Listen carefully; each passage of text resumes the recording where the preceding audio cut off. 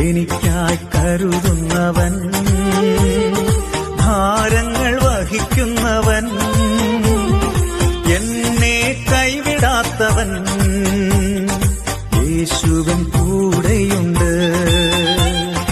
എന്നെ കൈവിടാത്തവൻ, യേശുവൻ കൂടെയുണ്ട്. അറിയിച്ച എന്റെ ദൈവം അനുവദിച്ചാൽ പരിഹാരമെനിക്കായി കരുതിയിട്ടുണ്ട്. ദൈവവചന ചിന്തകൾ കേൾക്കുന്ന എല്ലാ മാന്യ ശ്രോതാക്കൾക്കും ക്രിസ്തീയ സ്നേഹവന്ദനം.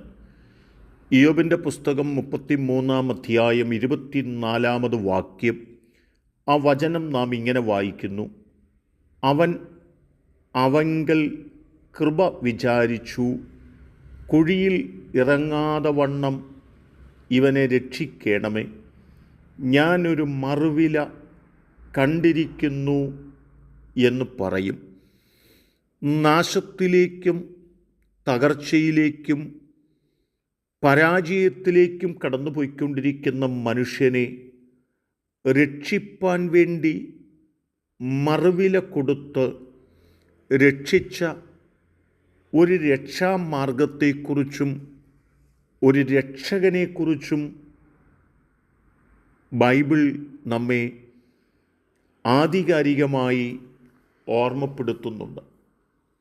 അടിമത്വത്തിൽ കിടക്കുന്ന മനുഷ്യനെ അടിമത്വത്തിൽ നിന്ന് വീണ്ടെടുക്കേണ്ടതിന് ആളുകൾ കൊടുത്തതായ വിലയുടെ ഗൗരവം എത്രയോ വലുതാണ്.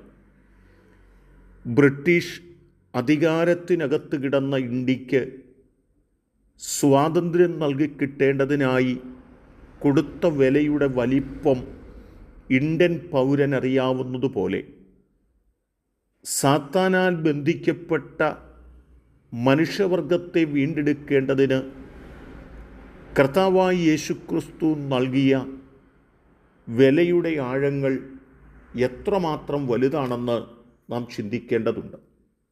സ്വാതന്ത്ര്യത്തിനായിട്ട് ക്രിസ്തു നമ്മെ സ്വതന്ത്രരാക്കുവാൻ ഇടയായി തീർന്നു എന്ന് ഗലാത്യർ 5:1 രേഖപ്പെടുത്തുന്നുണ്ട്. എങ്ങനെയാണ് സ്വാതന്ത്ര്യം നമുക്ക് നൽകി തന്നത്? അതിനായി കൊടുത്ത വില എന്താണ്? 4-ാം അധ്യായം പറയുകയാണ്: അവകാശി സർഗത്തിനും യജമാനെങ്കിലും ശിശുവായിരിക്കുന്നിടത്തോളം ദാസനേക്കാൾ ഒട്ടും വിശേഷതയുള്ളവനല്ല എന്നൊക്കെ പറയുക. എന്നാൽ കാലസമ്പൂർണത വന്നപ്പോൾ ദൈവം തൻ്റെ പുത്രനെ സ്ത്രീയിൽ നിന്ന് ജനിച്ചവനായി ന്യായപ്രമാണത്തിന് കീഴെ ജനിച്ചവനായി നിയോഗിച്ചയച്ചത് അവൻ ന്യായപ്രമാണത്തിന് കീഴിലുള്ളവരെ വിലയ്ക്ക് വാങ്ങിയിട്ട് നാം പുത്രത്വം പ്രാപിക്കേണ്ടതിന് തന്നെ.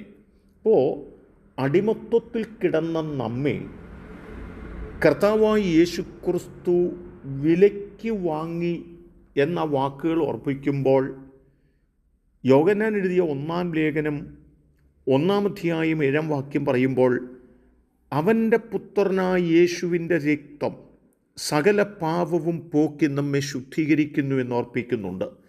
യേശുക്രിസ്തു തൻ്റെ 33.5 തിരുവയസ്സിൽ തൻ്റെ ശരീരത്തുണ്ടായിരുന്ന അവസാനത്തുള്ളി രക്തം വരെയും വിലയായി കൊടുത്താണ് അടിമത്വത്തിലായിരുന്ന എന്നെയും നിങ്ങളെയും സ്വതന്ത്രരാക്കിയത് എന്നോർപ്പിച്ചിട്ട്, ആകയാൽ നിങ്ങൾക്ക് ലഭിച്ചിരിക്കുന്ന സ്വാതന്ത്ര്യത്തിൽ നിങ്ങൾ ഉറച്ചു നിൽക്കണമെന്നും പിന്നെയും നിങ്ങൾ അടിമനുഖത്തിൽ കുടുങ്ങിപ്പോകാതിരിക്കേണ്ടതിന് നിങ്ങൾ നിങ്ങളെ തന്നെ സൂക്ഷിക്കണമെന്നും ഓർമ്മപ്പെടുത്തുകയാണ്. എന്നെ കേൾക്കുന്ന പ്രിയപ്പെട്ടവരെ, അടിമത്വത്തിലായിരുന്ന, പാപാന്തകാരത്തിലായിരുന്ന, ഇരുളിൻ്റെ മണ്ഡലത്തിലായിരുന്ന നമ്മെ കർത്താവായ യേശുക്രിസ്തു തൻ്റെ രക്തം മറുവിലയായി കൊടുത്ത് നിത്യതയുടെ അവകാശികളാക്കി നമ്മെ രക്ഷിച്ചെങ്കിൽ, ആ യേശുക്രിസ്തുവിലൂടെയുള്ള നിത്യരക്ഷയ്ക്ക് വേണ്ടി യേശുക്രിസ്തു നമുക്കായി നൽകിയ മറുവിലയായി രക്തത്തിൻ്റെ വില തിരിച്ചറിഞ്ഞ് കർത്താവായ യേശുക്രിസ്തു നമുക്ക് തന്ന ആ വീണ്ടെടുപ്പിൻ്റെയും രക്ഷയുടെയും മാനദണ്ഡങ്ങൾ തിരിച്ചറിഞ്ഞ് കർത്താവിനോട് കൂടെ വസിപ്പാൻ നമുക്ക് നമ്മെ സമർപ്പിക്കുന്നവരാകാം. അതിനെൻ്റെ കേൾവിക്കാരായി നിങ്ങൾക്കെല്ലാവർക്കും ദൈവം കൃപ നൽകട്ടെ. കരുണയുള്ള ദൈവമേ, യേശുക്രിസ്തുവിലൂടെ ഞങ്ങൾക്ക് ലഭ്യമായിരിക്കുന്ന സ്വാതന്ത്ര്യത്തിൻ്റെ ആഴങ്ങൾ തിരിച്ചറിഞ്ഞ് അതിന് കൊടുത്ത വിലയുടെ മഹത്വം തിരിച്ചറിഞ്ഞ് നിലനിൽപ്പാൻ ഞങ്ങളെ സഹായിക്കണം. യേശു കർത്താവിൻ നാമത്തിൽ തന്നെ ആമേൻ.